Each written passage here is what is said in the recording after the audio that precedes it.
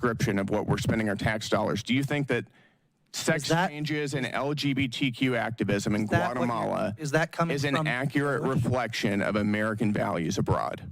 Is that a yes data or no coming question? from Doge? Is that a yes or a no? What I want to understand this is a yes or no question. Doge? Because they counted the same USAID program 3 times. You're not going to filibuster. Reclaiming my time here. We'll go to another one. How about $1.5 million to promote job opportunities for LGBTQ individuals in Serbia? Is that a reflection of American values? Providing job opportunities for allies around the world is absolutely in the interest of the American people. Well, I would like to maybe challenge you if you really believe in promoting DEI. I've got about 20 seconds left. Then in giving jobs to somebody based on their minority status or the color of their skin or their sexual proclivities, you might want to consider stepping down from your job and giving it to somebody who has more minority points than you do. Well, if that were what DEI is about, maybe I would, but it's not what it's about. I now recognize the gentleman from Texas, Mr. Fallon, for 5 minutes. Thank you, Madam Chair, and my colleague from Texas did a very good job. Listen, the sky is falling. We hear it now, and not just in the Doge subcommittee, but we hear it in oversight from our friends across the aisle. The sky's falling. The world's going to end. People are going to die. And then when they say Elon Musk's name, it's never Elon Musk. It's Elon Musk.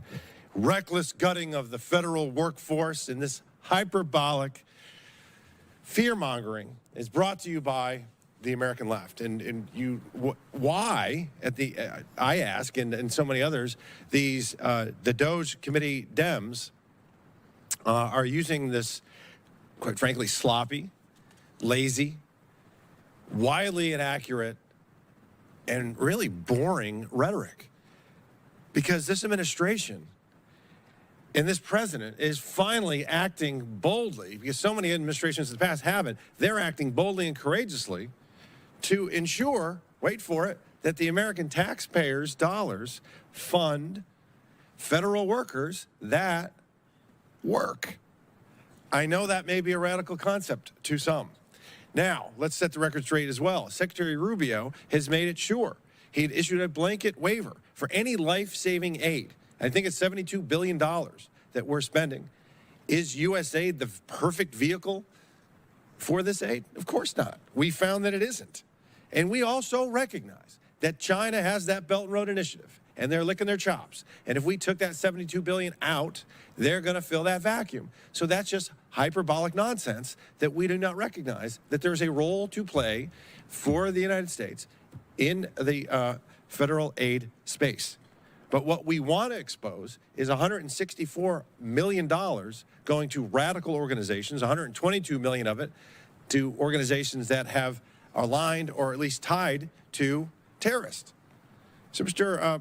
Primorak, putting aside the massive issues of handing money over to terrorists and such, can you speak to other ways that our foreign aid has actually hurt United States efforts and interests to counter the malign influences, let's say, of the Chinese Communist Party? Our aid has created an international aid dependency. It's become international welfare. We need to put terms on these programs. The whole point of this is to help strengthen countries to economically, politically, and become strong allies. We don't do that when we...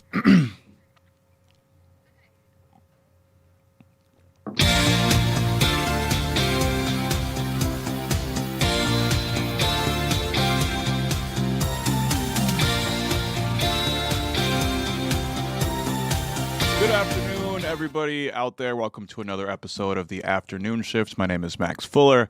This is a Grace Henry production. As always, the amazing Grace behind the scenes and on camera whenever she graces our presence. No pun intended on the camera. We're going to continue and try to provide you updates on the presence of ICE in Minnesota. Obviously, that is the top story. That's what's top of everybody's mind, and we're a show of the people, so we want to give the people those answers and the latest info. Yesterday, it was announced that the state of Minnesota, as well as the cities of Minneapolis and St. Paul, are filing a lawsuit against the Trump administration to end the recent surge of ICE in the state. Minnesota Attorney General Keith Ellison alleges that federal agents are terrorizing Minnesota with, quote, widespread unlawful conduct. He goes on to say, this is in essence a federal invasion into the Twin Cities and Minnesota, and it must stop. Ellison also said he called the arrests warrantless and racist and alleged that agents are acting with excessive and lethal force. That lawsuit was filed by Keith Ellison yesterday. A Department of Homeland Security Assistant Secretary Tricia McLaughlin responded to the lawsuit earlier today saying, quote,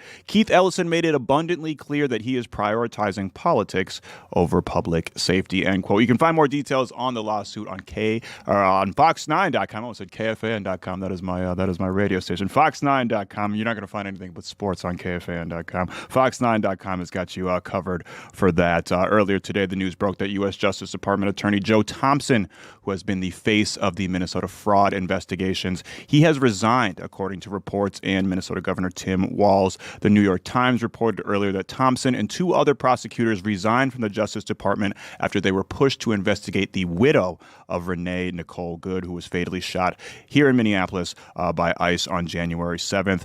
Governor Tim Walz released a statement on the resignation earlier today saying, quote, Joe Thompson is a principled public servant who spent more than a decade achieving justice for Minnesotans. This is a huge loss for our state. Elsewhere in the statement, Walz says Thompson's resignation is the latest example of the Trump administration overtaking traditionally nonpartisan positions within the Department of Justice and replacing experienced career professionals with political loyalists. It comes 2 days after news that the Trump administration has launched a criminal investigation of Federal Reserve Chair Jerome Powell, and on the same day, he has threatened retribution for Minnesota, end quote. Walz is referring to a Truth Social post earlier today from President Donald Trump this morning that said, among other things, that a day of, quote, reckoning and retribution, end quote, was coming to the people of Minnesota. Speaking of the people of Minnesota, they continue to speak out about ICE's ongoing activities in the state. Various videos and reports have emerged from a variety of cities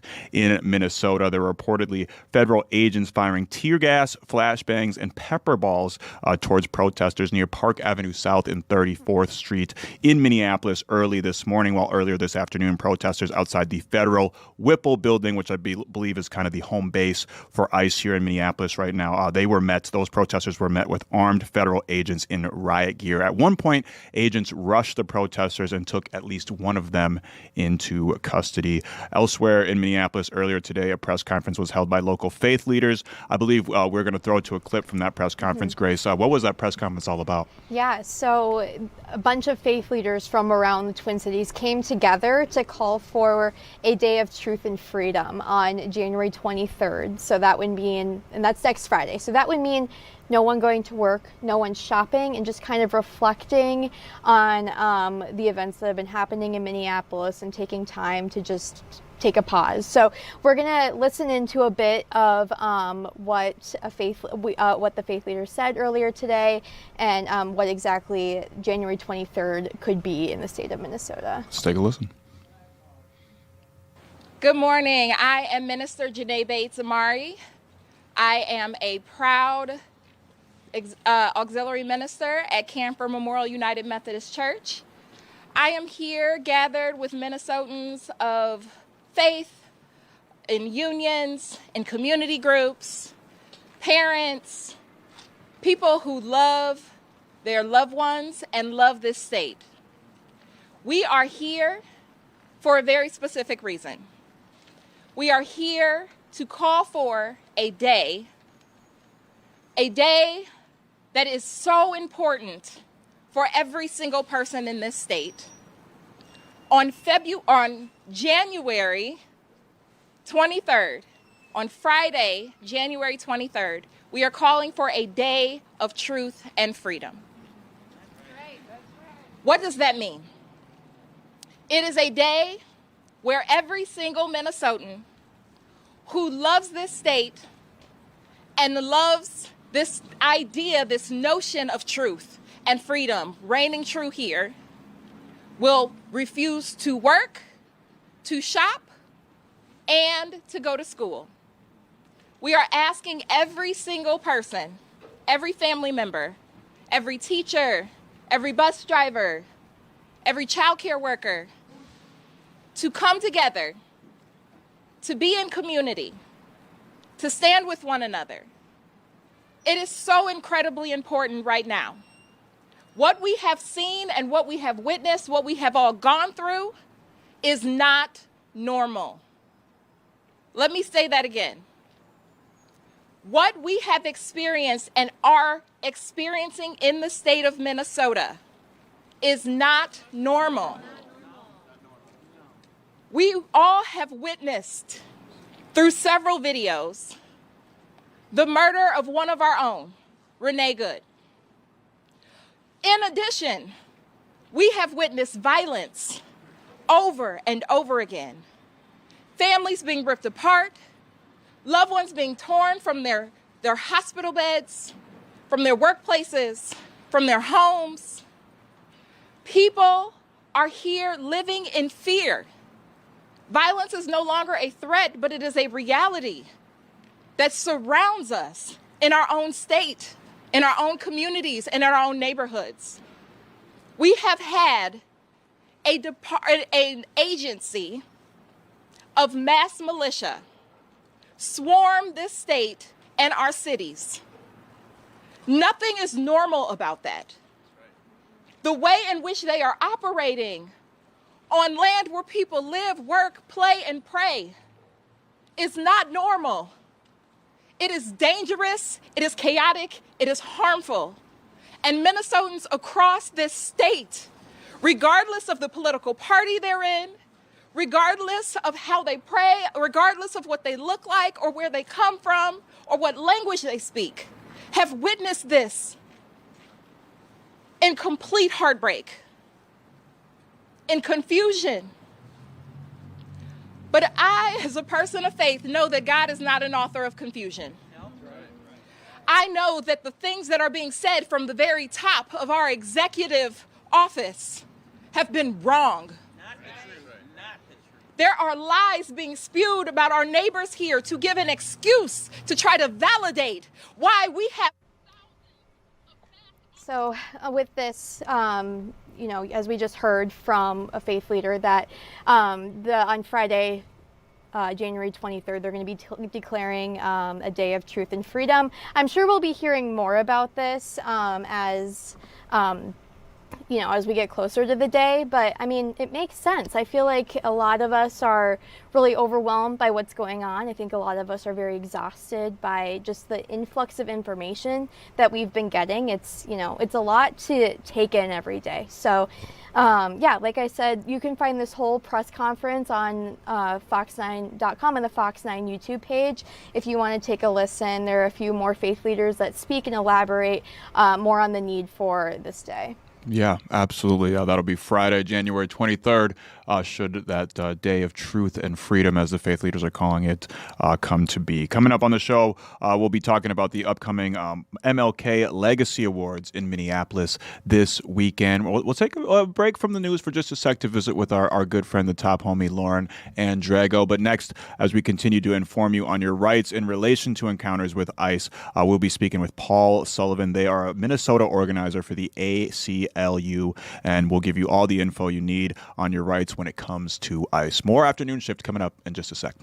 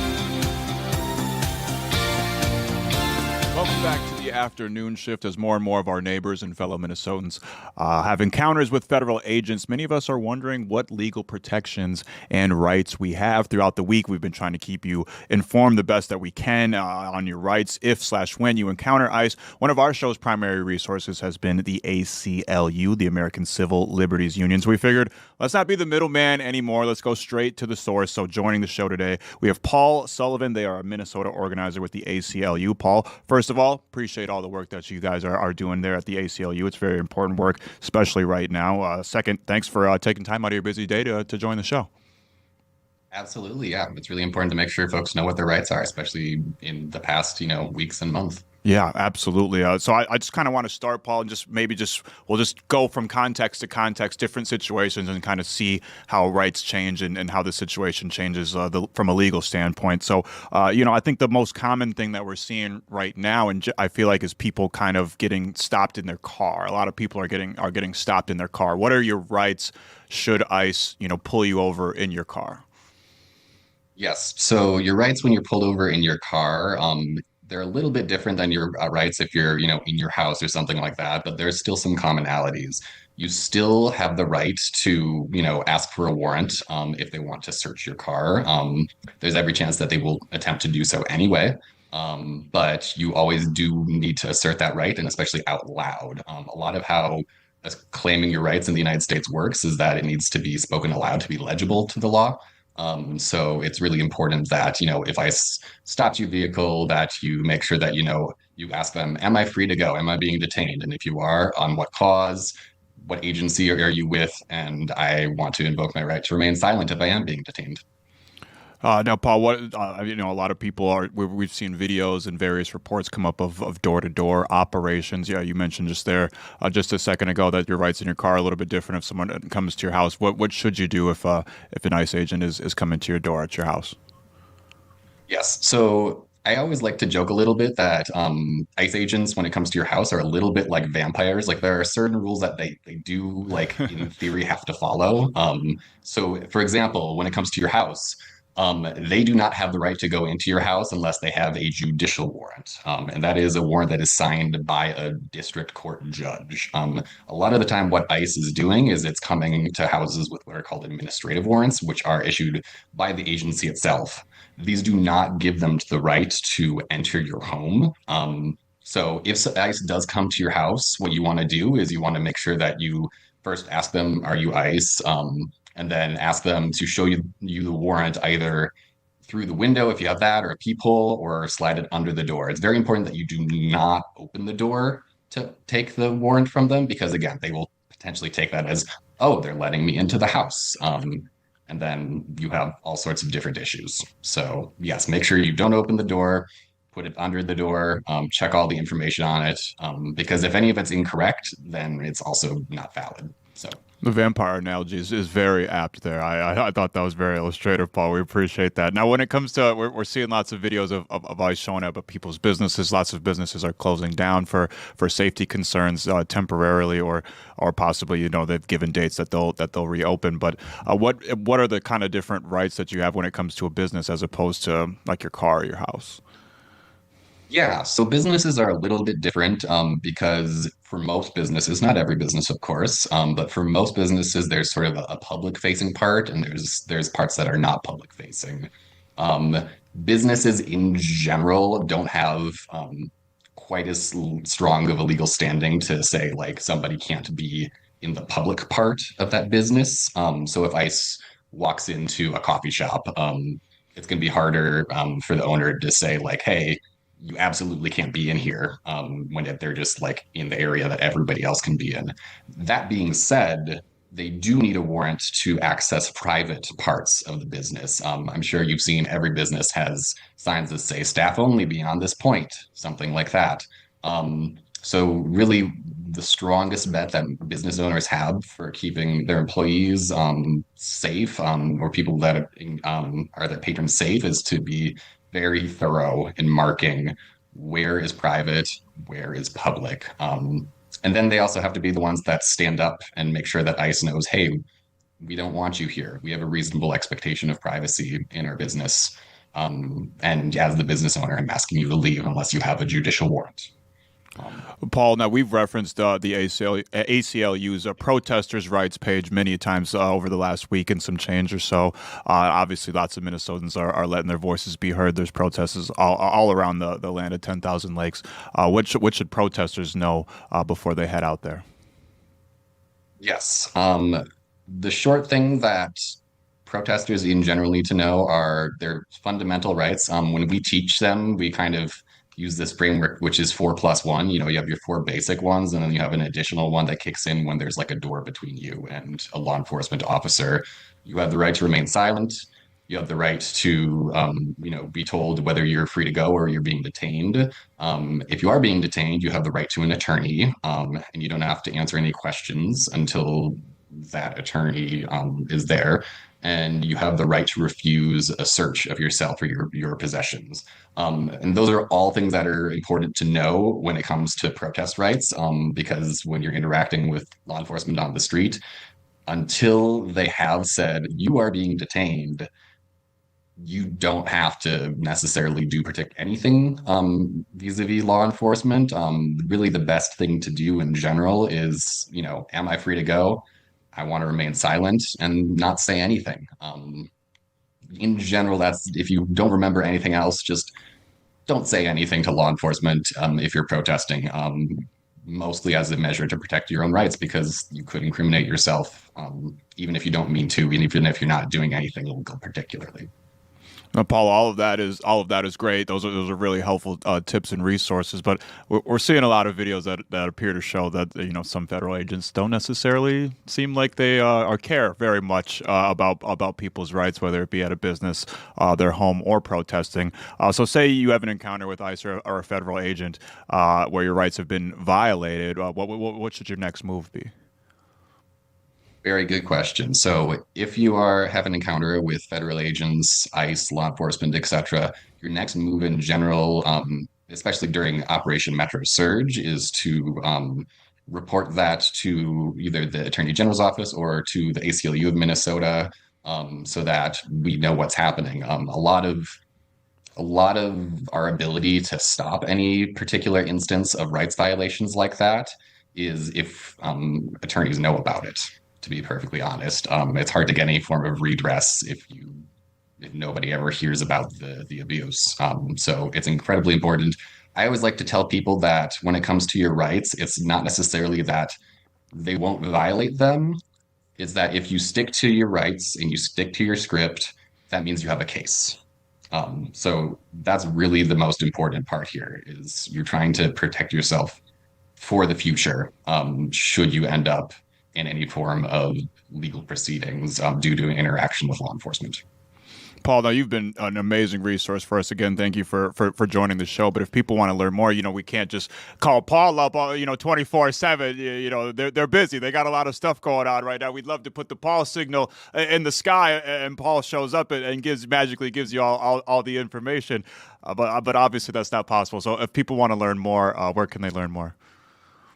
Yes, you can always go to our website, the aclu-mn.org. It has materials covering your rights with ICE, your rights protesting, rights for folks that are in school. So that's our number one go-to. After that, I would say probably the Minnesota Human Rights Department has some pretty good resources on that. Yeah, I think those are probably the two that I would push people towards initially. So, speaking of the bad signal, you guys are doing super heroic work over there, Paul. We really appreciate you for joining the show today. Absolutely. Thank you so much for having me on here. Absolutely. Anytime. Paul Sullivan, a Minnesota organizer for the ACLU. Again, I believe that was aclu-mn.org if you want to learn more. Coming up next, we're going to be talking about the MLK Legacy Awards, which makes its triumphant return to Minneapolis this weekend. More Afternoon Shift coming up in just a sec.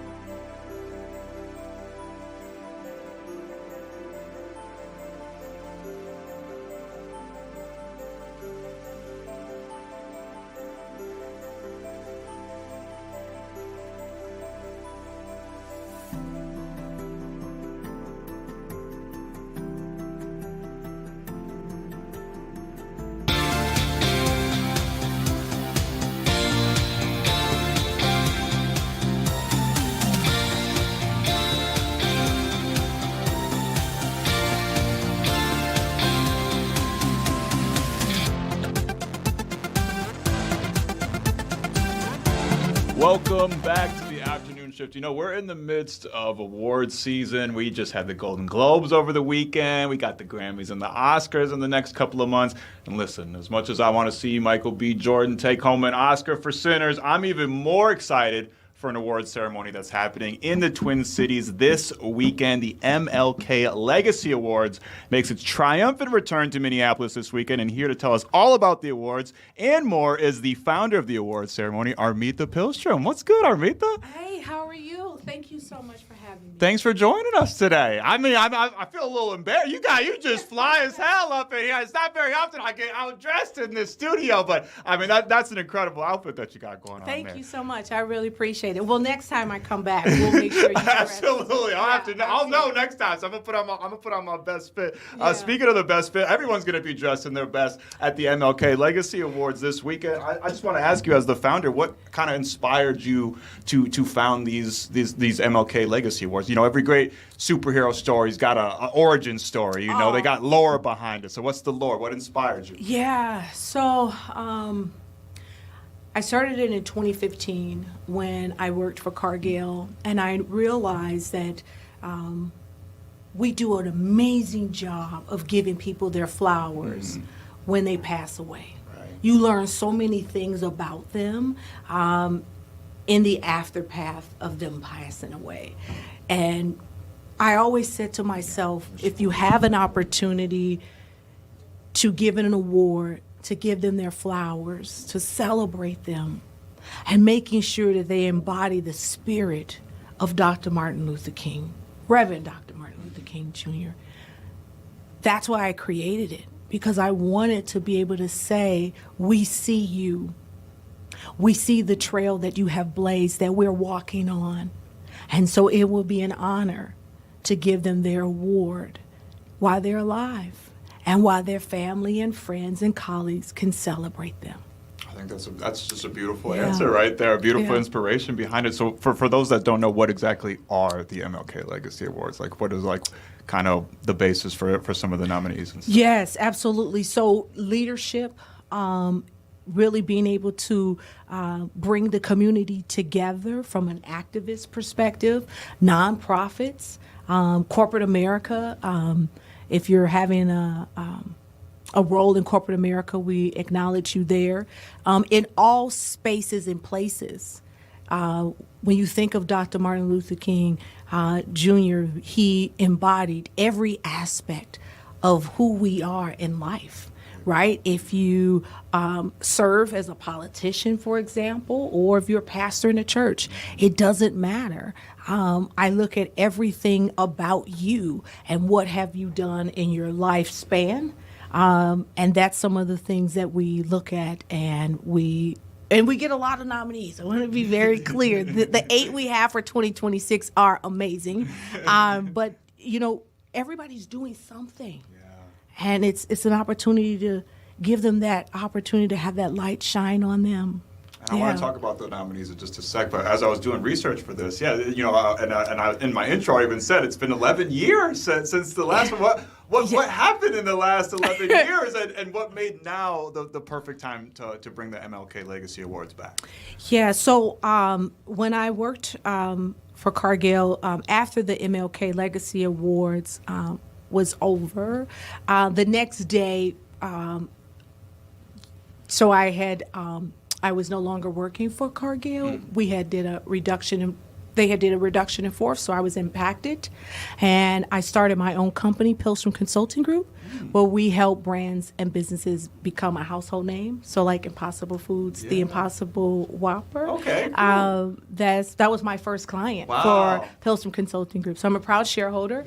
And I wanted to bring it back under my company, Pilstrom Consulting Group, where I will have full reins of how we do it, why we do it, and to continue the legacy as long as I have breath in my body. Absolutely. Now, Yeah. is this going to be a regular thing now? Or we got to Absolutely. wait It's till next 20? year. Okay. No. Okay. It's We don't next- got to wait till 2037 for the next one? Okay. No. It's next year. It's again, we're going to have it at the Lumber Exchange on January 16th, 2027. So we're back next year, baby. Heck So yeah. every year. Yeah. It's a thing. It's I'm a already, vibe. I'm It's a already vibe. looking forward to the one in Yeah, 2027. yeah, But you we gotta got be one there. You gotta this be there. weekend, 2026. Yes, Tell us about at the some Lumber of the Exchange. nominees. Yes. So we have 8 amazing nominees that really, and I, of course I'm biased, but embody the spirit of Reverend Dr. Martin Luther King Jr. And so did the 2015 MLK honorees as well. So please take a look at that. Go look at our website and take a look at that. But really, when you think of who they are, again, I shared with you, these are people that worked in corporate America, nonprofit, that are community activists, people that have really embodied and carried on their backs what it means to say, what am I doing for others, right? So one of the quotes that Dr. Martin Luther King says is that if I appear to be standing tall, it's because I'm standing on the backs and the necks of my ancestors. These 8 MLK Legacy Award 2026 honorees, and so did the 2015, is embodiment of that. It's a portrait that I can't even paint a chef kiss to them, because they are truly their ancestors' wildest dreams. And I love that quote that you shared earlier about just kind of talking about how he engaged everyone, you know, Exactly. from business class people to blue collar people working on bus drivers to business owners. He engaged everybody. Absolutely, because if you really look at who we are as people, you should treat the CEO in an organization the same way you treat the janitor that's cleaning that bathroom. Right. How dare you say that one is better than the other? Yeah. It's the heart of who people are, right? Yeah. That's what I'm It about, really right? is. That's what I'm about. I used to be a a janitor, so I get it. I get it. You know what I'm saying? There you go. I get it. Yeah, Right. I mean, for me, it's people think, oh, she's this or that. I was a 16-year-old high school dropout. Yeah. I went from a GED to a 4-year degree to a master's degree. I graduated from the Carlson School of Business Management, University of Minnesota. So I know what it means to have that grit. Yeah. I'm that rose that grows from the concrete. Right. So I'm not impressed with what you own or your title. I'm impressed with how you treat people. Right. How do you show up? How do you acknowledge people? Yeah. And I think that the MLK Legacy Awards are truly embodying the spirit. Thank I mean, you. seriously, I got chills just listening to you talk about it. Do you find that in light of everything happening in Minneapolis, that this couldn't be at a better time right now? I mean, better or worse time. I guess you could look at it both ways, but just considering the message of what you guys are and the vision of what you guys are trying to convey, I feel like this is a timely thing right now for the MLK Legacy Award. Yeah. So I was driving in the car coming here, and it's a tough time that our city is in again, right? Again, that's the key word. Again, right? Yeah. And so I think that, but, I'm a Christian. Jesus Christ is my Lord and Savior. And when there is darkness or when we are grieving, joy comes in the morning. And so the goal is to bring a little light, a little love, a little unity in the community, to be able to say, can we take a moment to pause to celebrate each other, but also hug each other to say, I am with you, I am locking arms, and I see you. And that's what I think the MLK Legacy Award is doing. I kind of cried over the weekend of everything. We all our hearts are broken. But through it all, I said, I'm not canceling it, because you remember we had it in 2015 and to bring it back. But there's always going to be something, right? Yeah. If you don't stand for something, you will fall for anything. So I still have to stand in the gap to hold the line to say, it's still okay to celebrate. It's still okay to acknowledge each other. despite of what's all happening. And if we all bring a little light and a little love, it turns into a lot of light and a lot of love. So I really appreciate what you guys are doing for the MLK Legacy Awards. For those that want to know more or possibly attend, could you give people all the details on this? Yeah, sure. You could go to www.MLK Legacy Awards. Right now, you can purchase your tickets, and you can always email me at armitha@pcg-8.com. We would love to see you there. Absolutely. And we love to see you here, Armitha. Thank you so much. Speaking of a light, you've been a light. Absolutely. I don't think I smiled the whole show before you got in here. So thank you. We really appreciate you joining us I am today. a big fan of Fox 9. I watch the morning show, Keith Mahler, Tom Butler Business. Ian, all of the people, Simone, Amon, I heart Fox 9. And I just want to, from the bottom of my heart, thank you, Fox 9. Thank you for seeing even me. I sent the press release out, and only Fox 9 responded back and said, come on.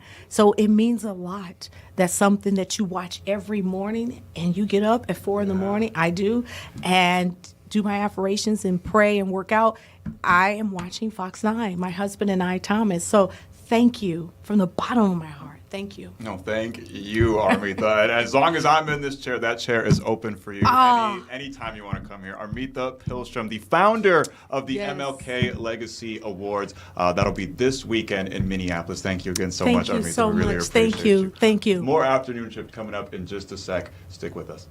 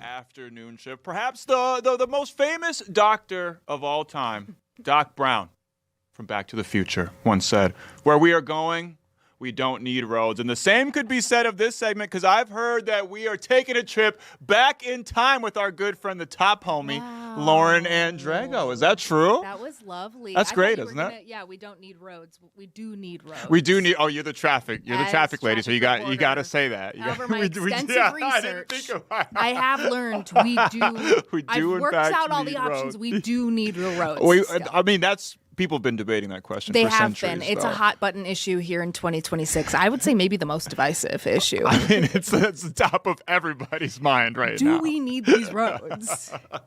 The answer is We yes. do, in fact, need roads, but we've tackled one tough issue, Lauren. But I've heard that we're taking a trip back in time. Yeah. Why is that, and where are we going? Because listen, I got to be honest. I look a certain way. We can't go too far back in time. Hey, same. Yeah, right. Exactly. You ethnic too. Depending on how far back we go, you were you're gonna gonna be say ethnic. as you a know? woman. That too. But I mean, Andrego, that's Yeah, Italian, right? It is. So y'all were basically black people like 20, 30, 40 years ago. I'll let. I'm not going to say anything else about that. But wait, I'm gonna take a trip I love back how in my time. mind went one way, and you're like, it's because I'm a woman. Yeah, It's like, yeah. that was the obvious Yeah. answer. I took the Italian route. It's because I have freckles. We used to be discriminated. We're going to take back a trip back in time just 10 years. Okay. That's not Some that people bad. are saying that 2026 is going to be the new 2016. Oh. I don't know what grounds there's. What does that mean? Yeah, it ends with a 6. just is in the air, and we just decided. You know, I think 10 years is enough time for people to get nostalgic Yeah. about a certain era. For sure. And people are feeling nostalgic specifically about the year 2016, which you and I have chatted about. Yeah. It was an important year for both It of was us. a very important year, and it just but I was just telling you this morning, I feel like my brain is so fried over the last 10 years. I'm like, I remember it being an important year for a lot of different reasons, but the fun parts I don't remember. I feel like those have all been fried out of my brain at That's this point. part of having fun. Yeah, We were both in college here in the Twin Cities. There was a lot going on in the Twin Cities. So I thought if we're going to take a trip 10 years back, put on your choker, get your Kylie Jenner lip kit out, dye your hair blue, Absolutely. start contouring your face like we all were. And Max, I thought I'd know I quiz was. you. Yeah. on some of the big things that were happening in 2016. Let's do it. I'm excited for this. It's actually funny that you say this because my daughter was actually just talking because she asked me like, how far would you go back in time if you go back in time? Oh, yeah. And I hit her with the line that I just hit you with, and Yeah. she rolled her eyes. She's like, Dad, stop. That Please, sounds about right. Please stop. That's and then she was like, I would go. She said she would want to go back to like the 2010s, the 2010s era, and she ended around 2016. She said 2010 to like 2016. I like the way she's thinking. Yeah. So there is some nostalgia, even from Yeah. 12-year-olds about Who wasn't this. around for that entire No, time. she was 3 years old. Yeah. Yeah, Yeah, if I could it's go back funny. to being 3. If I'd only. do it. only. Yeah, let's get started. This Yeah, was like a let's really do it. fun trip back in time. Okay. Grace, I'm just going to get started with Let's the first do it. question. Grace, how old were you in 2016? Real quick. Oh, goodness. I was in 8th grade. 8th grade. Yeah. Okay, but So you got to have a little nostalgia for 2016 too. Then. probably Sure do. It was my awkward era. Like, your I awkward era? I feel like I was definitely. I mean, 8th grade. Who's cool in 8th grade? I mean, I sure wasn't. But No. 8th grade, you are starting to enter the True. pop culture sphere, right? Yes. Like you're starting Yeah. to know the radio songs and listen to You're the. expressing yourself more with your clothes Yeah. and the choice of music Right. that you're listening to. Yeah. I mean, I was on the lacrosse team, so that kind so of took funny. over everything in That's my life. that's was one of my lacrosse. favorite parts of Grace lore is that you just tiny, nice, the kindest little, gentlest little Grace was out there Throwing just elbows. boom, just spear I tackling sure people. was. They called me. Actually, my nickname was Grasshopper because for those of you who don't know, I'm 5 feet tall, and for lacrosse, it's better if you're taller. So I was Grasshopper because I was just jumping all over the field to get the ball. But it was Gracie fun. It was Grasshopper. fun. The big thing that I remember in 8th grade was I was a big YouTube girl. I watched YouTube constantly. Yeah, a lot of good YouTube. That was the David Dobrik era Yes. in the Vlog Squad. The Do you know Vlog him? Squad, no. You don't remember the Vlog Squad? No, I Do you know wasn't Trisha watching the Paytas? vlog. I was not watching the Vlog Squad. I was I don't watching- even know who that David. I don't even know who You that don't know who is. David Dobrik No. is? YouTube sweetheart? He was YouTube before Mr. Beast. Well, he was Oh. probably during Mr. Beast, too, who was also rising around that time. It was Grace. David Dobrik was a little more popular. But do you know who Trisha Paytas is? Yeah. She's was legendary, yeah, right? she Or was- infamous, at least. Yeah, she had a little part on the blog. Squad, Yeah, so. she was dating Jason Nash, Yeah. who was a stand-up comedian much older than all the Vlog Squad guys who were our age. Oh, I remember and this so guy, they yeah. were all friends. They were interconnected. There were about a dozen YouTubers who. But yeah, that's what we Just were doing. changed We were the watching game. YouTube. You were watching every day. YouTube. Okay, let's get I'm this not gonna do quiz good on this quiz started. already. I already with don't even know what the hell you question guys are talking number about. one. All right, let's do it. No YouTube questions. Okay, I on won't this Google quiz. anything. I gotta close this. So bring your back. Bring yourself back, Max. 2016. All right, time travel. Which album in this year became the first ever to reach 1 billion streams on YouTube? 1 billion streams. Yeah. 2016. Now that feels like too soon. I might be off a little bit, but is this Lemonade? Is this Lemonade by but Beyonce? that came out that year. That came out in 2016, That though, did come right? out in Okay, 2016. because I remember learning about it in a college class. Yeah. My teacher was trying to be that one cool. was. I almost put in a question about Lemonade here. It's got to be some Taylor Swift bit, right? 2016. It's not Taylor Swift. That was infamously the year that she went dark. She Wow. kinda Oh, got okay. half canceled and then Oh uncanceled. my gosh. Give me a genre. Hip hop.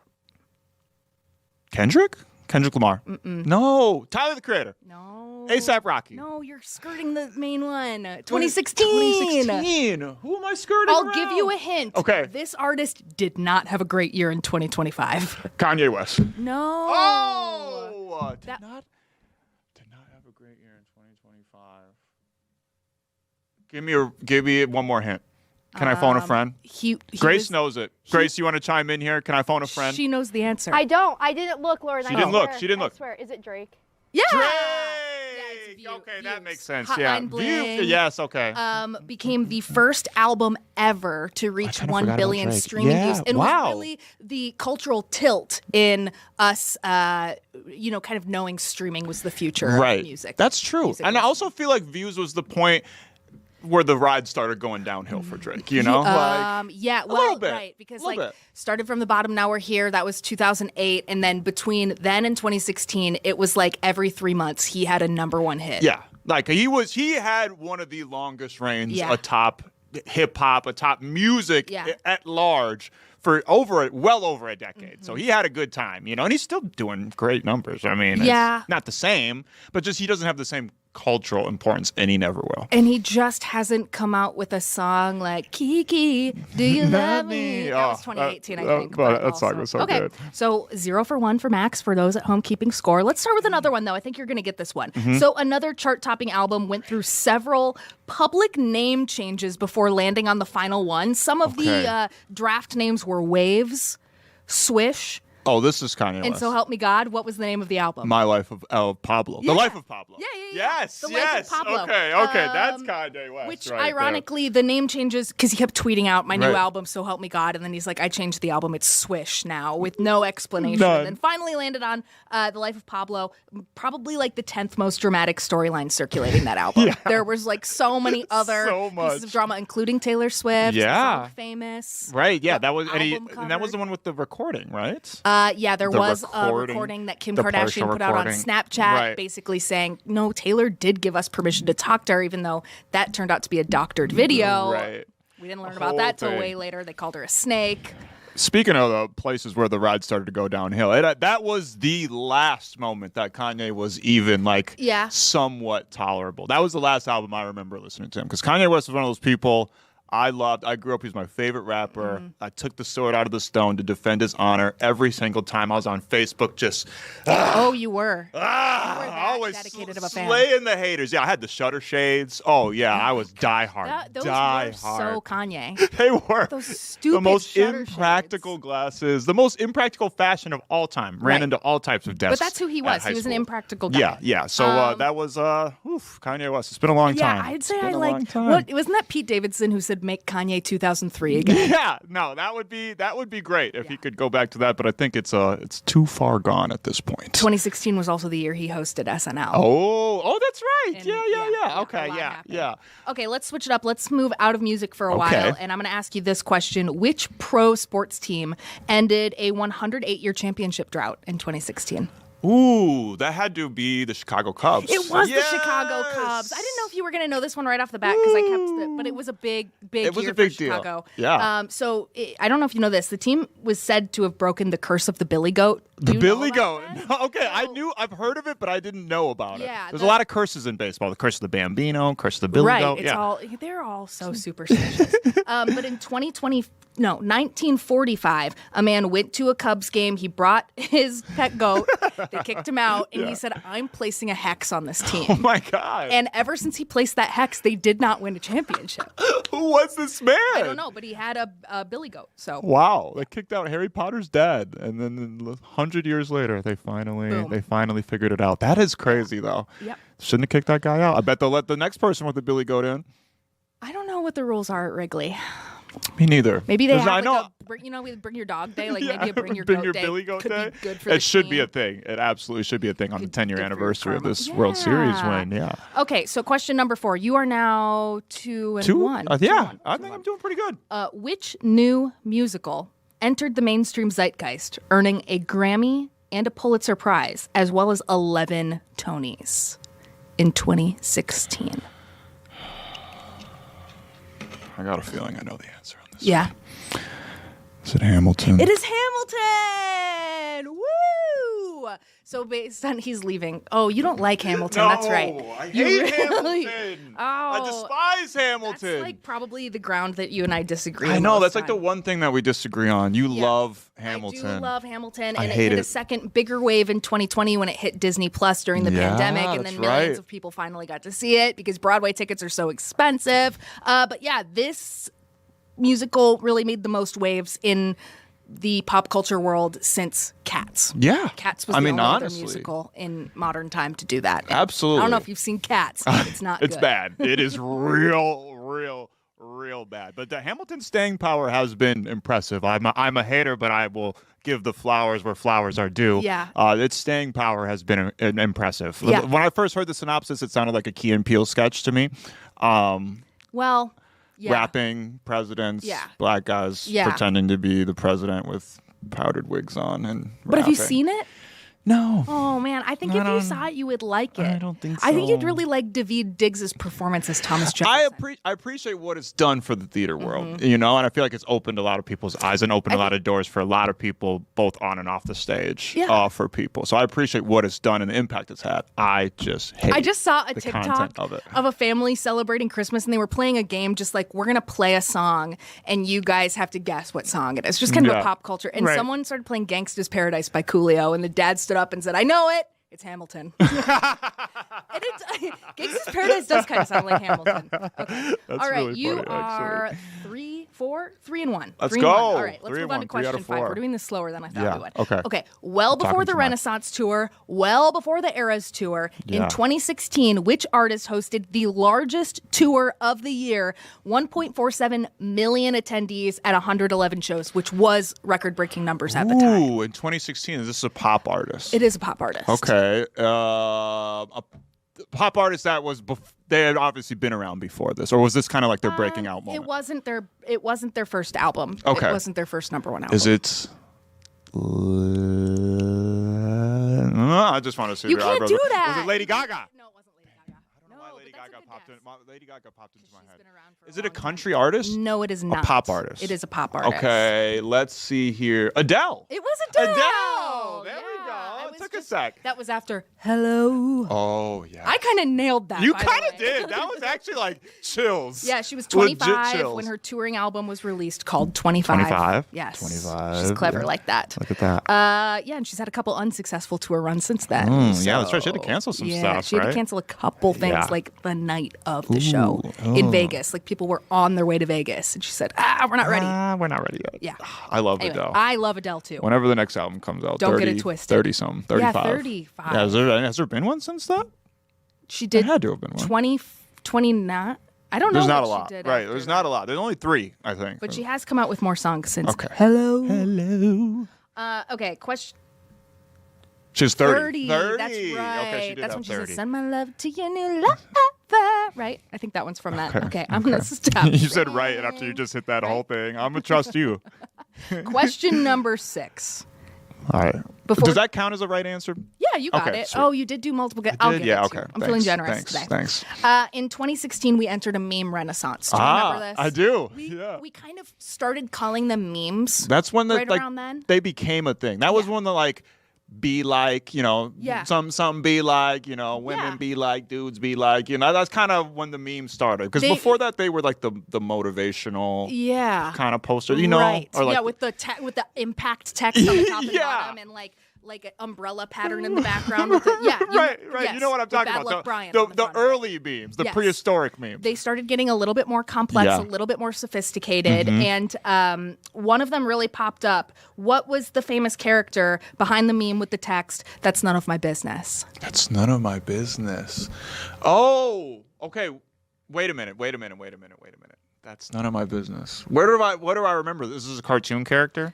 But that's none of my business. That's the thing, though. I'm going right? to say specifically no, not a cartoon character. That's none of my business. I really don't know, honestly. I'll give you a hint. I really don't know.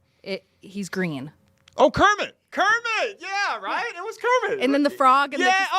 That's right, with the T. Yeah. That was one of my favorites. Okay. I think we have to wrap it up. Okay, I Good think job. we do. I was talking too much during the quiz, but I appreciate it. I would like to see off the air the other questions, see We'll just do how I would score. But I think I did pretty damn good, I Lauren. think you did. Well, let's go back to 2026. Okay. Our visit back to 2016, it was nice, fun. but we can't live in the past. We have to move on, Lauren. Unfortunately, we have to move on from Gotta this take segment. the contour off. We got to take the contour off. I'll be doing that during the commercial break. More afternoon shift in just a sec.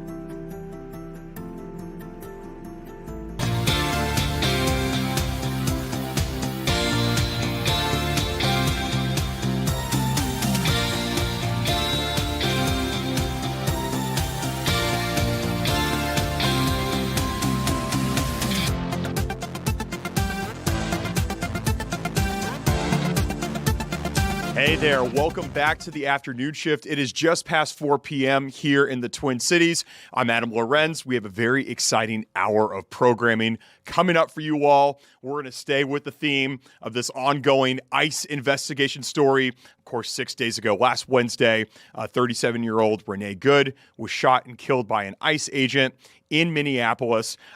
After our first segment here, we're going to be talking to a professor from the University of St. Thomas's School of Law, Professor Rachel Moran. There have been a couple of pieces of information to come out today.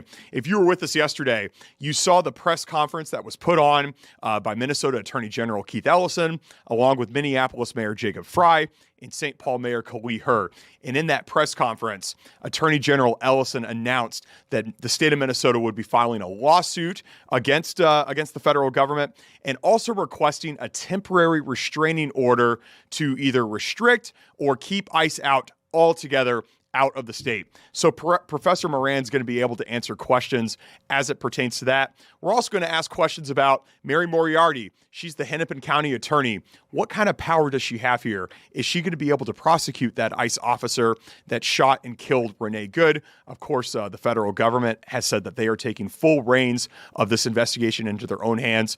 Professor Rachel Moran, she's going to be able to answer all of those questions and more. All right, now also last week, of course, that shooting happened on Wednesday, and that dominated the headlines both here locally and nationally. But right under the radar on late Friday afternoon, you may have missed this, the state of Minnesota's all Minnesotans that receive SNAP benefits here, those payments have been frozen. That was announced by the Trump administration. And so we're kind of right back where we started with the longest ever federal government shutdown in history, where SNAP payments were frozen for all of Americans. Well, right now, they're frozen just for the Minnesotans that depend on them. We're talking over 400,000 Minnesotans that depend on these SNAP payments. We're going to be talking to Zach Rodvold of Second Harvest Heartland. I believe we talked to him several months ago during that government shutdown, just checking in with him, seeing how the organization is going, how the operation is going. We're going to be checking back in with him, see how they're doing. We suspect that, their supplies may still be pretty limited based on, sort of the extra need that they were able to provide during that government shutdown. How are they doing now? What do these SNAP payment freezes look like for Minnesotans? How many Minnesotans are affected? When do those next SNAP benefits come out? All of these questions we're going to be asking Zach from Second Harvest Heartland. Then, also happening this afternoon, there was a massive protest rally with community leaders, faith leaders, all across the Twin Cities. They are calling for an ICE out protest next Friday. They're calling for all Minnesotans to take the day off of work and protest ICE and their influence here in the state. We're going to be replaying back a portion of that press conference. I believe you saw a portion of that press conference during our first hour. We're going to be replaying that press conference, I believe, in its entirety in this hour. All right, that's what's all coming up here today. I want to bring into the conversation our esteemed executive producer, my friend, Paul Milgate. Paul, what's going on, my man? How are you? Oh, there you go.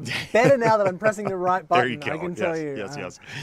Yeah, it's a hot swap when we've got Grace and I sharing the booth, and so sometimes I don't have everything set up the way that I need it to be. But things are good. Things are good. I think like most Minnesotans, it's a tough kind of landscape that we're in right now with all of the everything going on with ICE, and it just feels like there's no end in sight. So hopefully getting a little bit of that information from our professor in the next segment is going to kind of open up just kind of understanding what's going on. I don't know how you feel, but I certainly feel like that lawsuit that was mentioned in that press conference yesterday, it sounds like it's impressive, but what does it actually mean? What's it actually going to do? And we're going to try and get to the bottom of that. We sort of promised that yesterday, that we'd look into trying to find someone that could answer some of those questions. And so that was kind of the goal for today, is to get a little bit smarter around what's going on with this and what can and can't be done. And who is this federal judge that makes these decisions? Are they based in Minnesota? I've got a million questions. So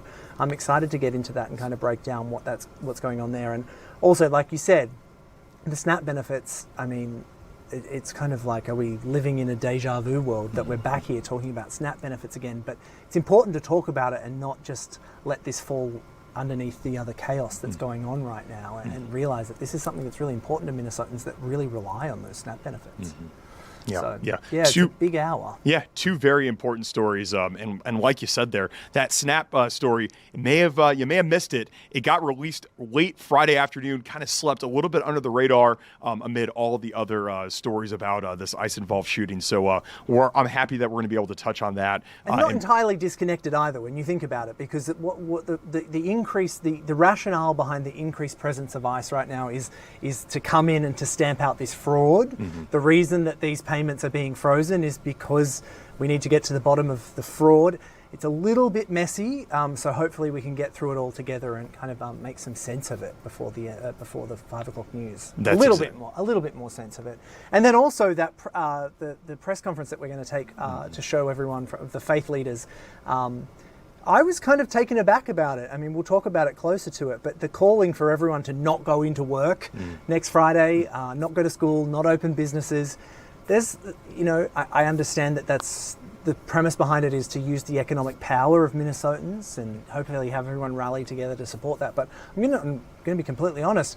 When the auxiliary minister mentioned that during that press conference, when I was watching it earlier, I was a little bit taken aback by what that would actually look like and how that would come to fruition. So interested to chat about that a little bit later on too. No doubt. Like you said, it is a jam-packed hour. And another story that you may have missed today amidst all of this chaos, and this is a very big story here. This is our first headline. Joe Thompson, the leading federal prosecutor and public voice on uncovering rampant fraud in Minnesota, resigned earlier today from the U.S. Attorney's Office. Mr. Thompson wrote in an email, and I quote him, "It has been an honor and privilege to represent the United States and this office." Thompson's resignation was followed by other senior members of the office who resigned as well. Now, this is the New York Times is reporting, not Fox 9 reporting, but the New York Times is reporting that Mr. Thompson and other prosecutors resigned after being pushed to investigate the widow of ICE shooting victim Renee Good. This story is layered.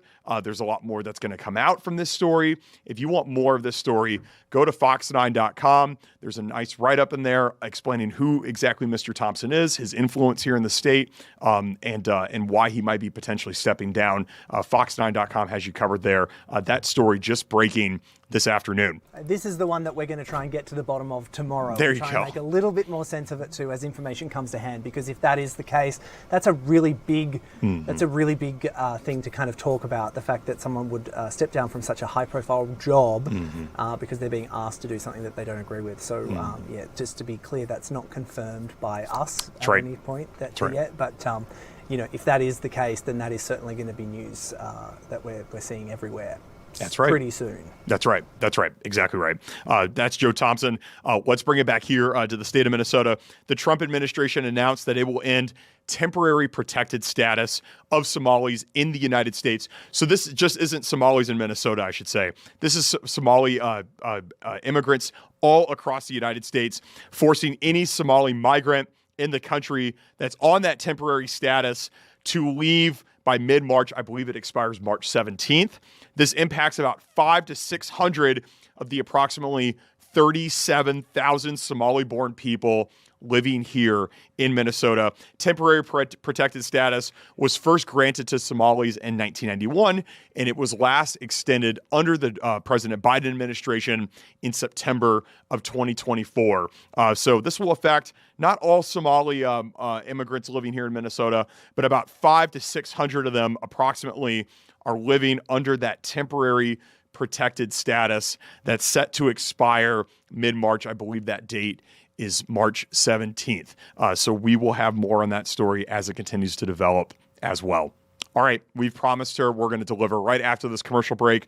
Professor Rachel Moran of the University of St. Thomas's School of Law will be here to tell us all about this lawsuit and the request for a temporary restraining order that was put forth by Minnesota Attorney General Keith Ellison yesterday. We're going to try to make sense of all of it with an expert, Professor Rachel Moran of UST's Law School. She's coming up right after this commercial break. Don't go anywhere.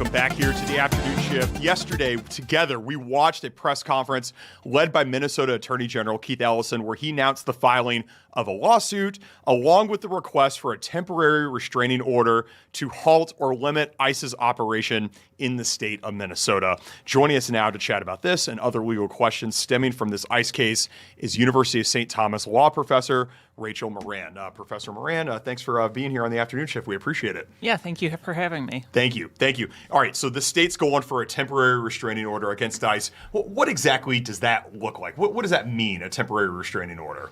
Sure, it means please stop certain activities. And they're not asking for ICE to be removed from the cities. They're asking for a judge to tell ICE they have to stop doing certain things. Yeah. What's the timeline of that look like? So they file it yesterday. If they're asking ICE to stop doing certain things, if that restraining order gets approved, does that take into effect immediately? Like, what's the time that you see on this? Yeah, that's the idea. So the notion of a temporary restraining order means a judge can make a pretty early decision, and it's not a permanent decision. It's an early one. ICE is supposed to stop their activities, and then the judge has more time to decide on whether this should be a permanent restraining order. Yeah. Now, I think a big question that comes out of this, yesterday we had a protester that was on a bit with a social media presence, and he said that this lawsuit and the temporary restraining order is really, and I quote him, today's solution to yesterday's problem, basically saying that it's not going to impact a lot of change or affect many things. Do you think that this will actually, if it does go through, will actually impact tangible change that we'll be able to see here with our own eyes? Yeah, I think it could. And the reason I think that is he's not wrong either. He was yesterday's problem, or what happened to him was yesterday's problem, but it's still ongoing. There's protests happening right now. There are abuses happening right now, and a restraining order could impact that. Yeah, yeah. Who's the federal judge that hears this case? Do they live in Minnesota? Are they familiar with all of the other sort of baggage and stuff that's been going on here? Or is this somebody that's a complete third party? Maybe they're in D.C. or somewhere else? It's going to be a judge in the District of Minnesota. It does cover the whole state, but it's a judge right here in Minnesota. Yeah. So do you think that they might be a little bit more lenient towards granting this from the Attorney General because they live here and they have kind of seen all the stuff? Or are they strictly just going by the letter of the law here? I don't think I would say lenient. What I would say is probably more aware. I don't really have any idea how they'll rule. These are complicated legal issues. But I do think being in Minnesota, particularly if it's a judge here in the Twin Cities, they're going to be more aware of what's actually going on. Yeah. What in your eyes, and you're a law professor here, you're an attorney by trade. Well, how do you see what ICE is doing? What's your sort of your legal perspective on it? I mean, do you think, for example, what happened on Wednesday, is this normal for the federal government to take full reins over a case like that? Or is that something that, normally speaking, would be done by the state in which that, perceived action was committed in? It's not normal to have the federal government refuse to cooperate with the state. And so when you have a shooting involving an ICE agent, it would be fairly normal for the federal investigators to be involved. This wouldn't necessarily be exclusively in the purview of the state investigators. But what's abnormal is the federal government's attempts to essentially keep the state out of the investigation. Yeah. Have you ever heard of any case like this in all of your years studying law in the United States? Is this sort of unprecedented, the territory that we're in? I can't think of a specific case. In a lot of the territory we are in is fairly unprecedented. I can't say for sure that nothing like this has ever happened before, but I'm not familiar with a case where the federal government has so actively tried to exclude the state. And do you think just because the federal government is taking full reins over this case, do you think that completely absolves the ICE officer? It seems like it likely will, but do you think that he's probably gonna he has nothing to worry about, or do you think that he could still face some issues? I think he probably won't face issues from the federal government. The state is still trying to conduct its own investigation, and legally they should be trying to do that. I am concerned It's not that I would never think a federal investigation could be fair, but I'm very concerned about the way it's happening here, where high-level administration officials have basically immediately announced that they believed the killing was justified. That's not a good sign for the fairness of an investigation. Yeah, and if the federal government does what everybody is expecting them to do, which is just to completely absolve this guy, does that word just take precedent or just take command over every other word? So, like, can Keith Ellison come out after the federal government says he's good, nothing to see here? Can Keith Ellison come out and open up their own investigation and press their own charges? Or is the case closed after the federal government says it is? No, the state could still file charges. And that's where I think people are struggling to understand. If the federal government decides not to file federal charges, that's their own decision. Mm-hmm. But the state could still file charges, and they have the right to. The tricky part is, can they gather evidence when the federal government is actively trying to prevent them from participating in the investigation? And the local person that would file those charges, would that be Hennepin County Attorney Mary Moriarty, or is that something that comes from Mr. Ellison's office? It would most likely be the Hennepin County Attorney's office. Yeah. And do you think that she, based on the video that we've seen and the information that we know, do you think that she would have a legitimate case against this guy? I think she could. I'm hesitant to say one way or another because I want the investigation to be careful and thoughtful. And so I don't want to just come out and say, yes, it was a murder, or no, it wasn't. And that's why I'm frustrated with public officials who came out and absolved the officer. Mm-hmm. I do think that there is video evidence suggesting that this was a very problematic shooting and perhaps criminal. Yeah. Again, I want to draw on your legal experience here. Have you ever been in a situation where there is a piece of video and you have attorneys, maybe yourself and another attorney, kind of see the same exact thing and say, that's red and that's blue? You see two completely different things. You're looking at the exact same media item. You're looking at the exact same video, but you say, nope, that's one thing, and they say that's the exact opposite. Have you ever gotten into any disagreements with some of your fellow attorneys? And I understand, listen, if you're on the prosecution side, you're going to look at something and say something's different maybe than the defendant side. I get it. But like, if you're looking at a case and you're aligned with somebody, have you ever looked at a piece of video and seen two completely different things from somebody?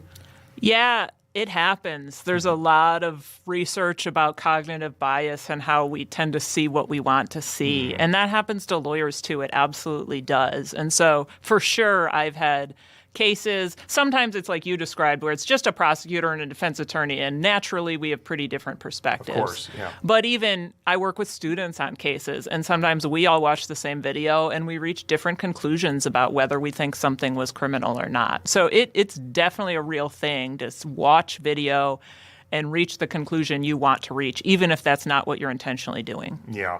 You know, in our first segment, we talked about Mr. Thompson and him stepping down, of course, a leader in a lot of the fraud investigations. But there's a report out there, not from Fox 9, but from the New York Times, saying that he was asked to look into the widow of Renee Good, and that's why he didn't want to do that. Mike, I want to get to Mr. Thompson in a second here, but if we're just talking about Renee Good and her family, if this case does go to the federal way and they absolve that ICE officer, what sort of damages do they receive? Are they going to get any sort of financial compensation because of this that happened to their family? I mean, normally I would feel like in cases like this, there's settlements, in the millions of dollars that would come about from this. What do you think happens to the Good family and her widow?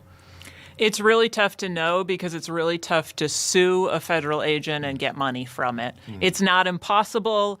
Both in the criminal and the civil context, the administration has thrown around words like absolute immunity, and that's not true. It's not impossible to sue an officer, but it is really hard.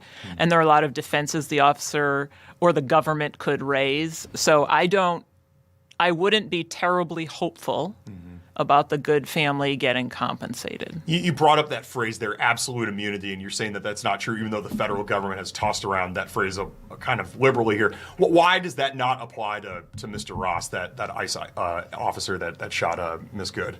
It's just not something that a federal agent can invoke in a potentially criminal situation. So there is something called supremacy clause immunity. It's a complicated topic. Basically, it's a question of whether the state has the authority to pursue charges against a federal officer, but it's not the same thing as absolute immunity. And essentially what it means is a federal judge would have to decide whether the charges could go forward, but it's not like an automatic way to just say you're not allowed to file charges.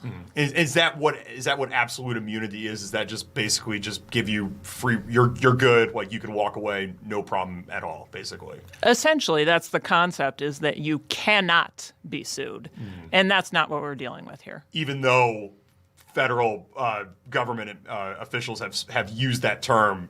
It's just there's no legal backing for it in this case, is what you're saying. Correct. I don't know if they're using it by mistake, or if they're using it on purpose, but either way, it's wrong. Yeah. These ICE agents that are in Minnesota, and they're saying there's hundreds more coming in. What sort of legal ramification? What sort of right do they have to go and take people in, even if they maybe there's videos out there of them just kind of taking people in and not even looking at ID or even asking for that. Do you think that these agents are abiding by the letter of the law in each and every arrest and detainment that they're making? Or do you think if you feel like you've been wrongly detained by ICE that you could have a legal case against that institution? They're definitely not making entirely legal arrests. There are absolutely, I have no hesitation saying some of these arrests are illegal. They're detaining people without probable cause. There appear to be mass arrests at times when they don't even know who is who.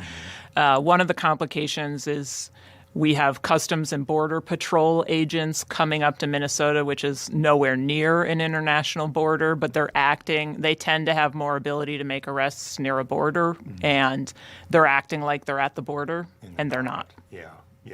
What sort of, as an attorney, if somebody gets detained by ICE, and what would sort of your recommendations be, in that moment? Because I've heard a lot of people, these people are on video, they're like, don't say anything, you have the right to remain silent. Like, what do you think is the best way forward if you get approached by one of these agents? Well, you have no obligation to interact with the agents. You don't have to reveal anything. You don't have to show an ID. Now, some people might think it's better to do that, and this is where things get complicated. Like, what is actually the best strategy in the moment might be a little bit different than what are your legal rights. But in terms of your legal rights, you don't have to interact. It doesn't mean you get to necessarily obstruct the officer, but you don't have to interact with them. Yeah. I want to shift the conversation a little bit. I'm just going to jump in if that's okay. There's obviously so much to unpack here. So what I was, Rachel, if you're happy to stick around till after a break, we might just sort of gather our thoughts, come back, and then round out this conversation with you after the break, if that's okay with you. Sorry to put you on the spot. Does that work? That's fine. Time flew by. I didn't even realize it was 4:25. Time is flying by. So I just want to make sure that we cover everything we want to cover, but we also take the breaks we have to take. That's right. Good job, Paul. Thank you so much. Well, we're going to be right back with you, Professor. If you'll stick around with us, please. Okay. Awesome. More to come with Professor here on the afternoon.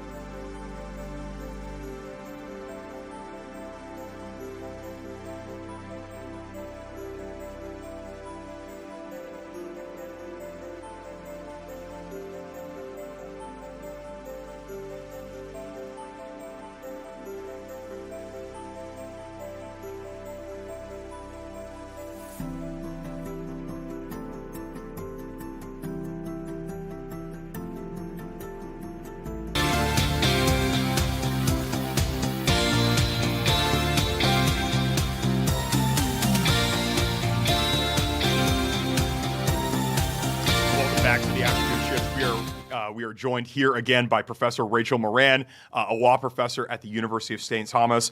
Thanks so much for sticking around with us, Professor Moran. All right, so we want to stick, we've got about 5 more minutes with you here. We want to talk about what's going to happen here over the next few days. Like I said, to bring the conversation back, we saw this press conference with Attorney General Keith Ellison announcing a lawsuit, announcing a TRO. That's a temporary restraining order. So before we get into everything else, I know I asked you this question before, but let's just do it again. What exactly is a temporary restraining order, specifically as it pertains to this case with ICE?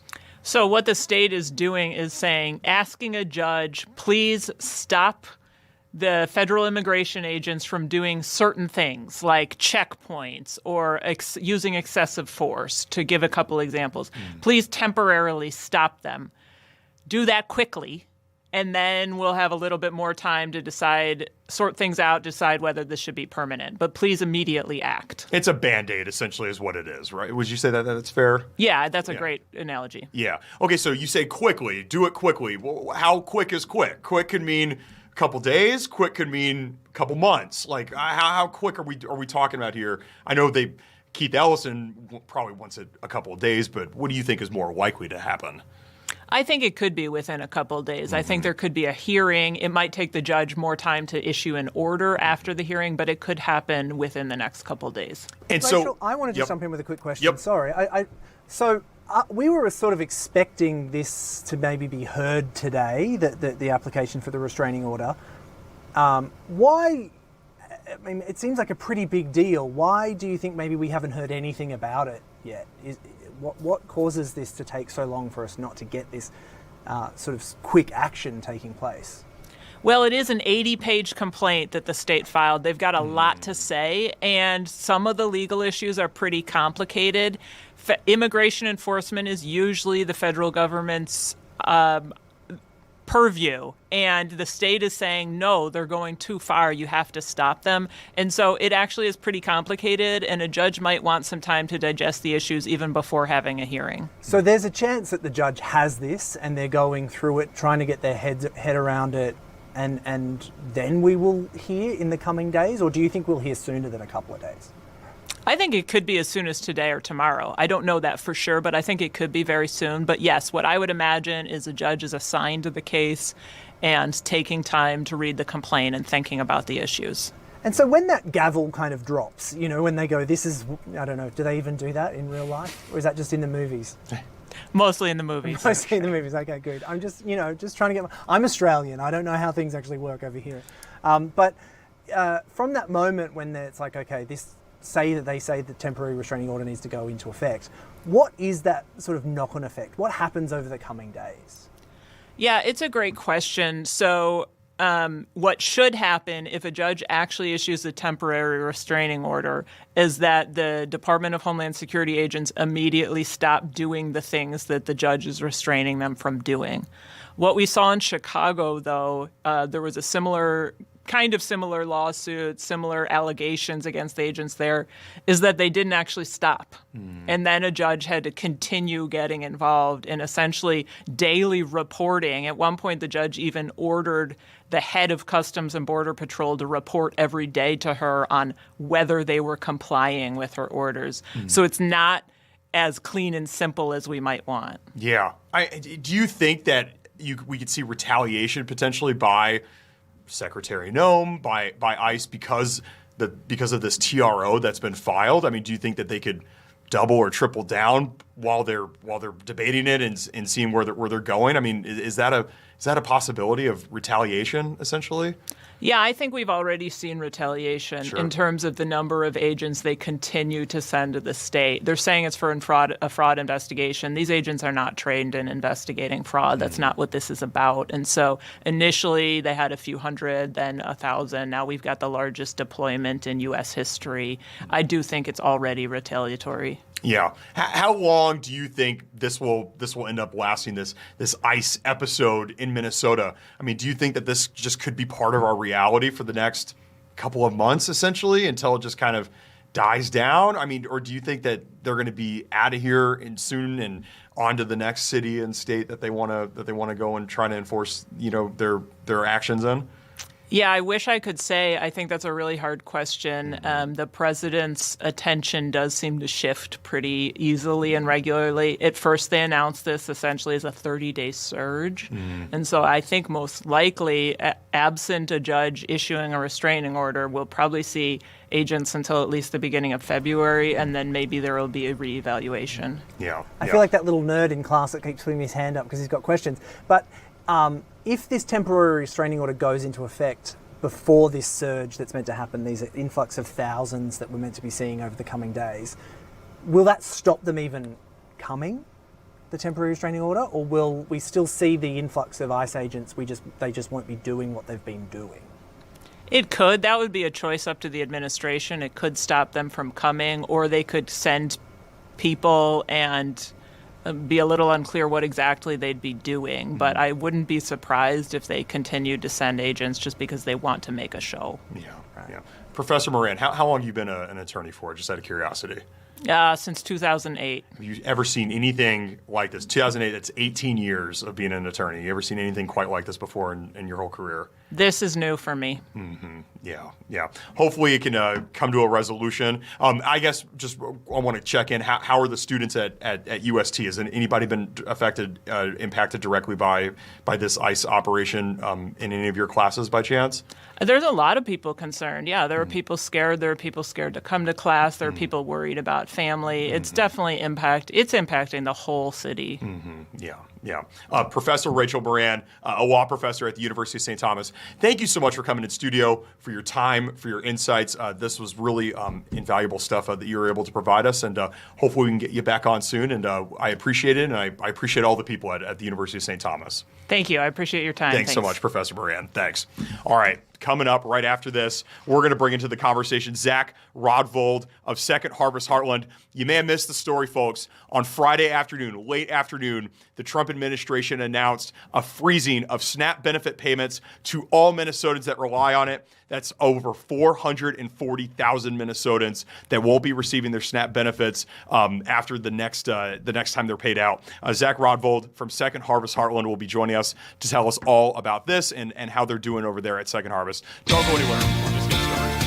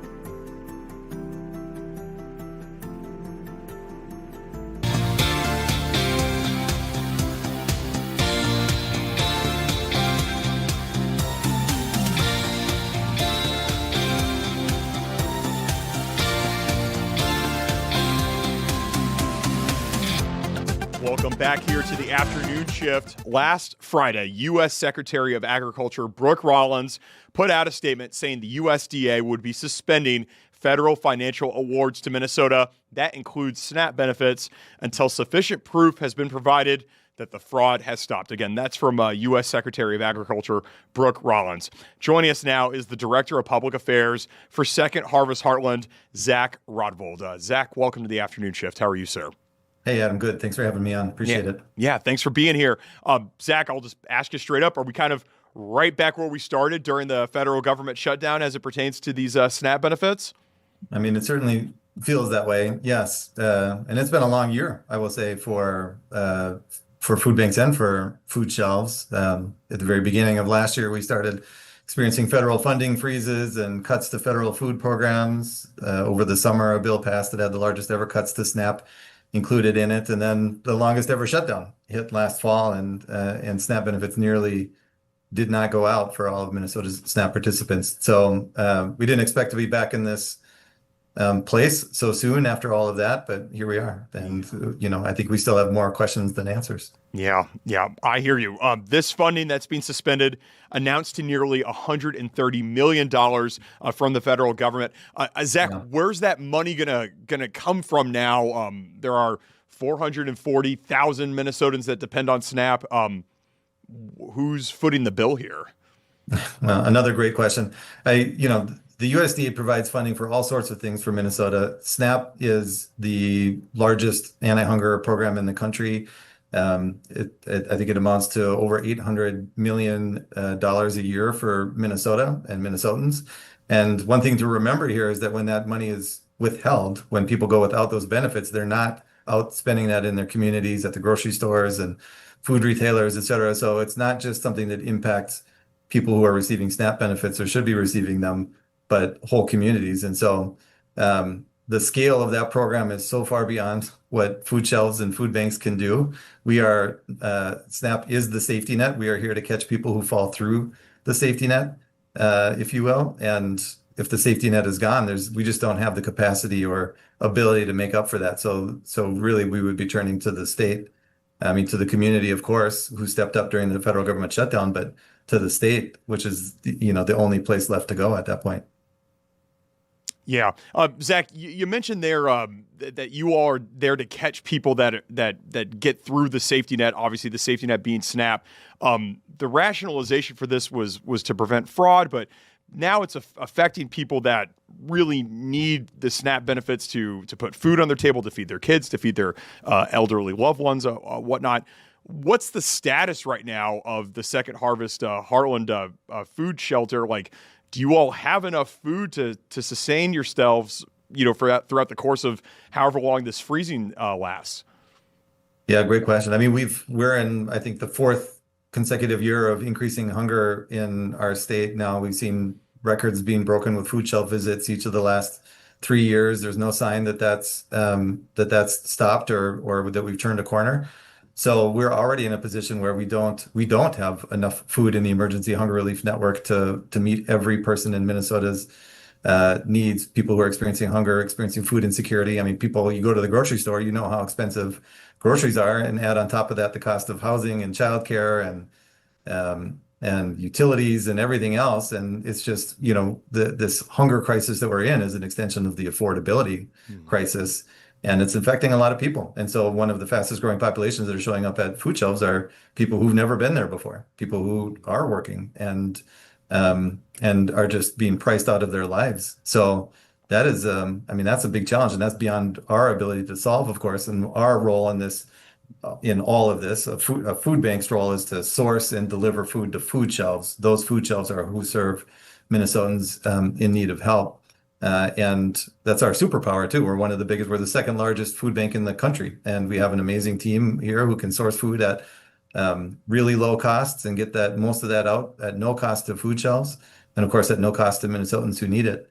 But we can only do so much of that. And I think we're running out of rocks to look under for more food and more funding.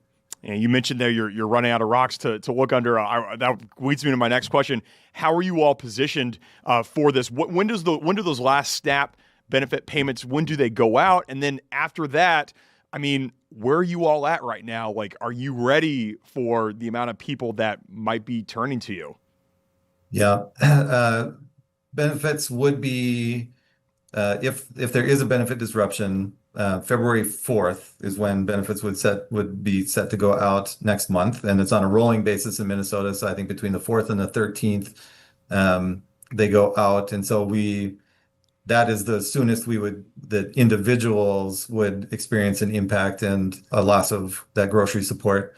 But what we saw during the shutdown was once it was clear that benefits would or very likely would be disrupted, we saw an immediate surge in food shelf visits, people going to the food shelf and preparing for that eventuality. So we were on the front end of that, understanding that demand was increasing at food shelves because we could see that in our ordering system. And so we're preparing many of the same measures that we did during the shutdown in trying to get more items on hand at low or no cost to food shelves, building emergency food boxes to help when there's lines out the door and you can't serve everybody, so that at least someone has something they can take home with them to sustain them for a little while. But again, the scale of what SNAP does is so far beyond food shelves and food banks that alone is not going to be enough. We really need SNAP to stay whole, and it's such an important part of how we do this. And by the way, it has one of the lowest fraud rates of any government program in the country. This is not a fraud conversation. There is not widespread fraud within SNAP. So that's, I think, something that people need to understand. We have a lot of checks in place for who's eligible. You have to recertify. There's a lot of reporting involved for really not that much of a benefit, but it can be a lifesaver for a lot of people. Yeah, an important note there to have as well. Zach, you mentioned that the number one group of people that are coming to food shelves these days are people that have never been before.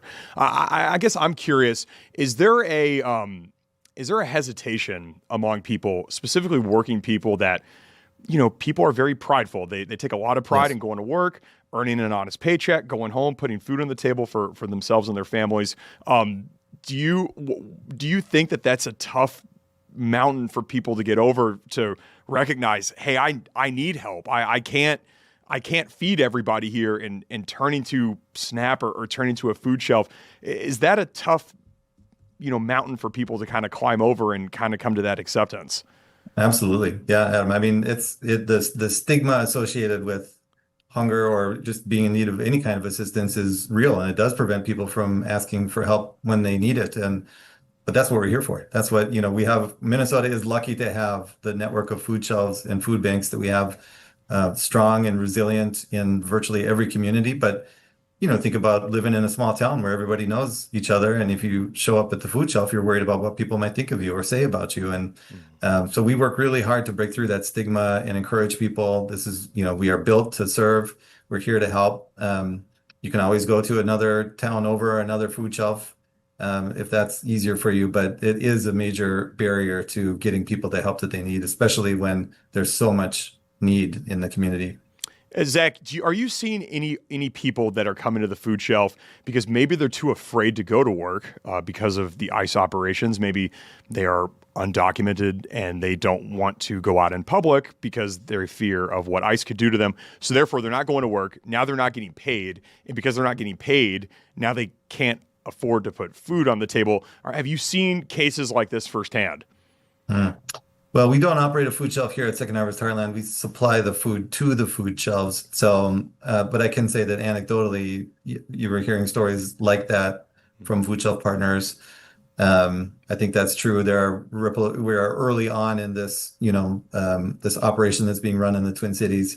So the full effects of it, I think, haven't yet been felt or seen, but that is a concern. We are built to serve people in person at the food shelf. People come to the food shelf and get the help and support that they need there. If you're not able to do that, then that does raise a lot of questions of how can we help folks? I mean, everyone deserves to eat. So how do we serve in this moment it's a big question.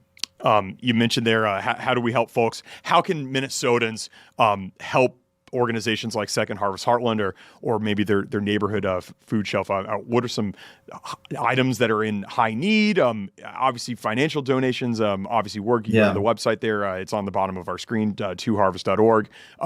but how can ordinary Minnesotans help you all?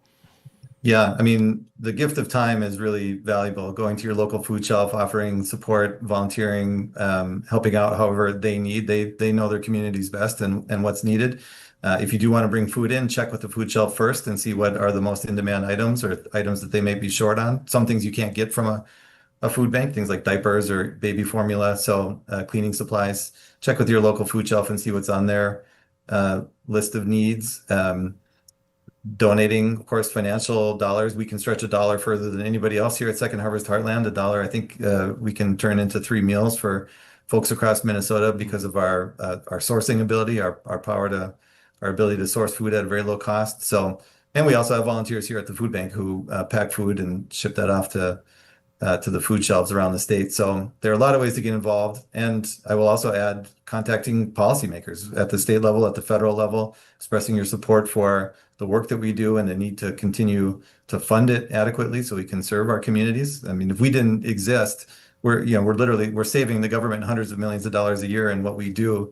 And if we can't do it, I think there's really no way that the government is prepared to do it. So we need to be good partners. We need everybody at the table, the nonprofit sector, the business community, government, to meet these moments. And we have a pretty good track record of doing that. And we're hopeful that that'll get us through this time too. Zach Rodvold, you all are good partners to us here at Fox 9. Again, go to that website, folks. There, it was 2harvest.org to learn more and to help more. Thank you, Paul, for putting that back up. Zach Rodvold, the Director of Public Affairs for Second Harvest Heartland. Zach, thank you so much for your time. I know it's a difficult stretch here, but we appreciate your time and all this information, and hopefully there's somebody out there that's watching this that'll be able to help now because of this interview. So we appreciate it. Absolutely. Thanks, Adam. Thanks for shining a light on it. Yeah. Thanks, Zach. Appreciate it. Okay, we are going to go to commercial break. We're coming up at the top of the hour, and of course, we're going to be bringing you the Fox 9 News at 5 o'clock. And when we come back from break, we're going to play a snippet from the press conference from earlier today. Community leaders, religious leaders are calling for an ice-out protest statewide next Friday, January 23rd. We're going to be hearing from them coming after this. Don't go anywhere.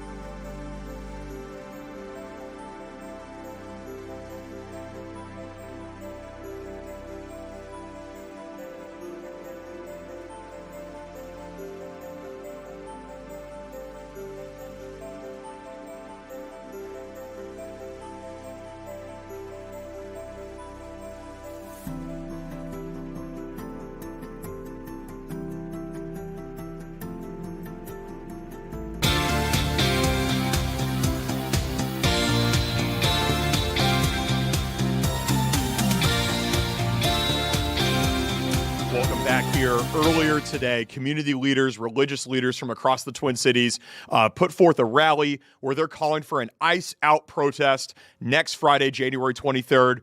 Let's take a look at that rally that happened earlier this afternoon. Good morning. I am Minister Janae Bates Amari. I am a proud auxiliary minister at Camper Memorial United Methodist Church. I am here gathered with Minnesotans of faith, in unions, in community groups, parents, people who love their loved ones and love this state. We are here for a very specific reason. We are here to call for a day that is so important for every single person in this state. On January 23rd, on Friday, January 23rd, we are calling for a day of truth and freedom. What does that mean? It is a day where every single Minnesotan who loves this state and loves this idea, this notion of truth and freedom reigning true here, will refuse to work, to shop, and to go to school. We are asking every single person, every family member, every teacher, every bus driver, every child care worker, to come together, to be in community, to stand with one another. It is so incredibly important right now. What we have seen and what we have witnessed, what we have all gone through, is not normal. Let me say that again. What we have experienced and are experiencing in the state of Minnesota is not normal. We all have witnessed through several videos the murder of one of our own, Renee Good. In addition, we have witnessed violence over and over again. Families being ripped apart, loved ones being torn from their hospital beds, from their workplaces, from their homes. People are here living in fear. Violence is no longer a threat, but it is a reality that surrounds us in our own state, in our own communities, in our own neighborhoods. We have had an agency of mass militia swarm this state and our cities. Nothing is normal about that. The way in which they are operating on land where people live, work, play, and pray is not normal. There you had a snippet of a rally that took place earlier today. Religious leaders, community leaders calling for an ICE out protest next Friday, January 23rd, asking all Minnesotans to call out of work, call out of school, don't go to work, come together and rally together in a sign of unity in light of the killing of 37-year-old Renee Good last Wednesday. Paul, you saw the clip. You watched it. You watched it live earlier today. I did. I watched it live, and I wish we've had enough time to play the whole thing out for you to see it. They spoke to a bunch of other community leaders as well. An owner of Mercado Central, I believe it was, to speak about just the impact the ICE presence has had from a business perspective. They spoke to a rideshare driver as well who talked about how much they've been bullied in this current climate and why this is such an important thing for them to do, to stand together and to say, you know what, we can have an impact as well, an economic impact, if everyone just doesn't turn up for the day. So it does beg a lot of questions as to kind of how the logistics of that would work. It's kind of, I mean, we've been seeing the walkouts in schools. We can kind of see how that works. I don't know how it's going to work out for a whole state. Yeah. We'll have more on that, of course, in the coming days. Of course, that's scheduled for next Friday. All right, we're bringing you right to the